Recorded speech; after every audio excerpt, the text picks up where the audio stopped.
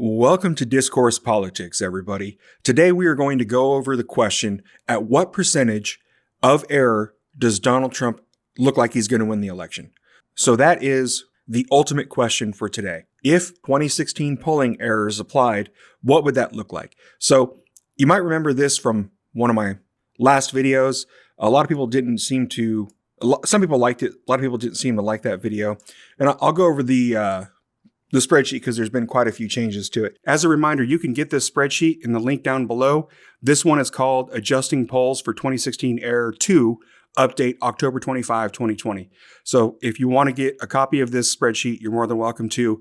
Link in description below. It's just a Google Drive, so I'm not even asking for anything. I probably should. I'm terrible at this YouTube thing. I probably should be asking for emails and whatever. I don't care. If you want this spreadsheet, it's down there. It's available for you. This part probably looks familiar. I've still changed it as well. So let's start off by saying that I made an error on my last video, and the error was this. I actually shortchanged Donald Trump a little bit too much because I set the polling error at Donald Trump wins just by one vote. And I shouldn't have done that because he actually won the vote by, 1% in some states, 2.7%. I should have added these in because that means the polls were that much further off between that day and election day. So I really should have actually added this in last time, and I didn't. So actually Donald Trump did better than when I ran the scenario, and there was 66% of the scenarios that he won. So what I basically did is I added a column for what the final vote was. And the reason that's important is because we need to know how much the polls were off. And the only way to do that is to look at the final vote from 2016 and then look at what the polling error was. In this case, this was on the final polling day average, and then add these two numbers together, and that's how much the poll was off by. So in Wisconsin, on the final day, it was off by 7.2% because they expected him to lose by 6.5%. He won by 0.7, which was a swing of 7.2. So we really should have had this factor in the last video, but it is what it is. I'm building these products as they come, and I'll be ready for next election. Now, there were some people that were asking why I didn't base it off of the final polling average. I based it on the last video. It was, I believe, 15 days before the election or 14 days before the election. To me, it's important to compare apples to apples. It's one thing to say, well, on election day, they only had it off by 3%. Okay, that's great. But we're 14 days away from the election. What did they think Donald Trump was doing 14 days before the election? And this is my thesis. This feels a lot like 2016 to me. People are saying the exact same things that they said in 2016. And I know there's some differences, and they love to point out differences, but a lot of the differences are differences without a distinction or distinctions without a difference, whatever that saying is. They're not important distinctions. The only important distinction I can think of is that Joe Biden is polling around 50%. And Hillary Clinton was only polling around 46, 47. So there was a little bit more room for Donald Trump to move. But at the same time, there was still a huge error in his favor. So the question is what is that error? And accounting for that error, what do we adjust for? But that being said, 9 days away, if we took Joe Biden's polling here and took the final average of where we're at, Joe Biden would win even if the polls were 150% of the error of 2016. So in 2016, take 2016's errors, add 50% more error, and Joe Biden would still win the election with 279 electoral votes to 259. But that is taking polling averages the day of the election, where no more polls are done, it's election day. I don't like that analysis because I'm comparing 9 days before the election to the day of election. And the reason that is important to me is because there's always a tightening in the polls. If we're talking about apples to apples comparison, as I mentioned earlier, then I want to know the things that people were saying 10 days before the election in 2016. They sound a lot like what they're saying 10 days before this election. And then over here was in the last video, which is if you took an average distribution of the 5.1%, which is what the error was in 2016, was 5.1%, and they overestimated Clinton by 3, underestimated Donald Trump by 2.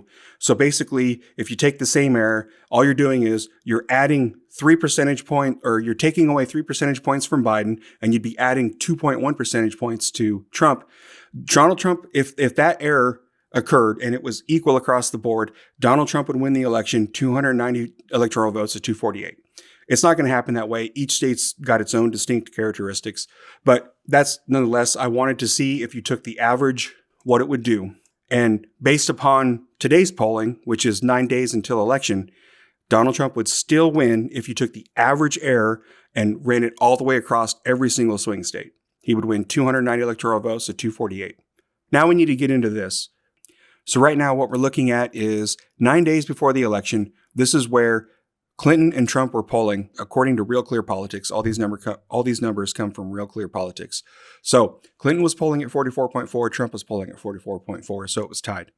In North Carolina, Clinton was polling at 47, Trump was polling at 44.1.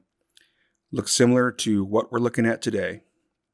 Arizona, this looks good because Clinton was polling at 43.2, and eventually Trump was in the lead on election day, which a lot of people like to point out, which, by the way, his lead on election day was about 4 points. So, but 9 days before the election, he was still behind by 0.6 points. So 43.3 to 42.7. Pennsylvania, in 2016, 9 days before the election, Clinton was at 46.4, Trump was at 40.6. In Wisconsin, Clinton was at 47%, Trump was at 40.8%. And in the state of Michigan, Clinton was at 45%, Trump was at 38.8%. This column was, how much did Donald Trump win that state by? So basically, we're trying to take this error plus how much he won it by, and that's the total error. So we can sort of assume, make some sort of assumptions based upon that that was the total polling error 9 days out. From 9 days out to election day, that was the total error.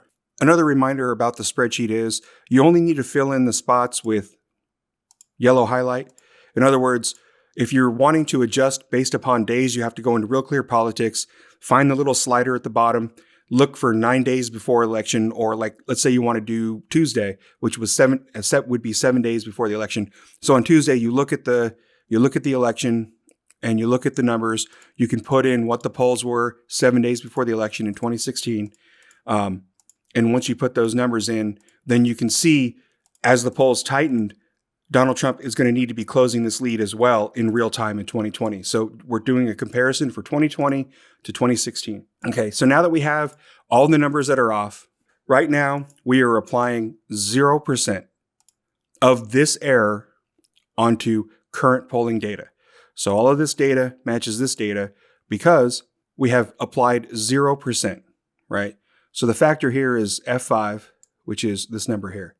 So once we change that number, it'll decrease Joe Biden's number by 3/5 of this number, and it'll increase Donald Trump's number by 2/5 of that number, of this number.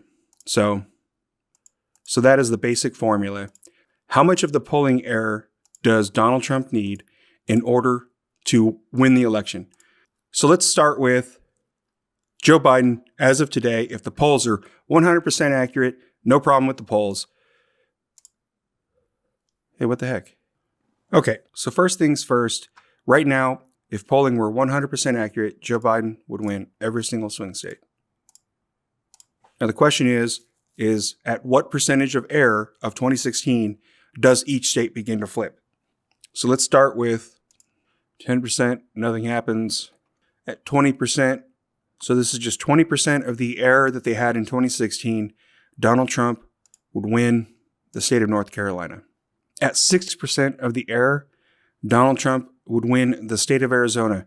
Now, keep in mind that this is 9 days before the election. Everybody always says, well, the error was in favor of Donald Trump. That was on the day of election. He didn't actually get that lead until a few days before the election. So we're comparing 9 days out in 2020 to 9 days out in 2016. If the polls are as far off 9 days out now as they were in 2016, then Donald Trump would win Arizona at 60% of the error. So at 70%, Trump would win the state of Wisconsin. So just 7/10 of the same error of 2016 gives Donald Trump Wisconsin. And Joe Biden would only win by 297. So if they fix their polling errors by 30%, and these are correct, Joe Biden should be winning about 297 electoral votes. Let's do 80%. At 80%, so if they have 80% of the error that they had in 2016, Joe Biden would still win the election by 277 electoral votes. But Donald Trump would win the state of Pennsylvania. Now, you're probably noticing there's something wrong with this map. And that is, there's not necessarily something wrong with the map per se. What's wrong is that Florida is not flipping based upon polling error.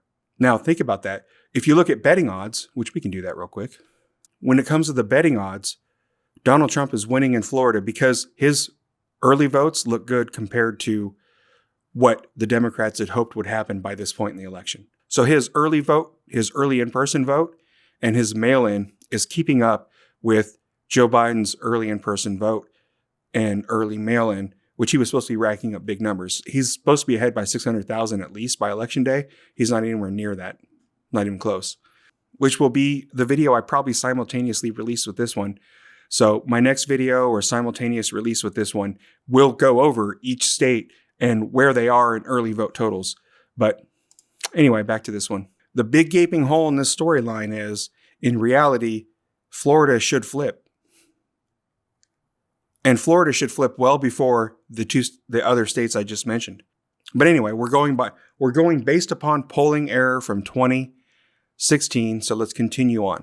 So 80%, Biden wins. 90%, nothing.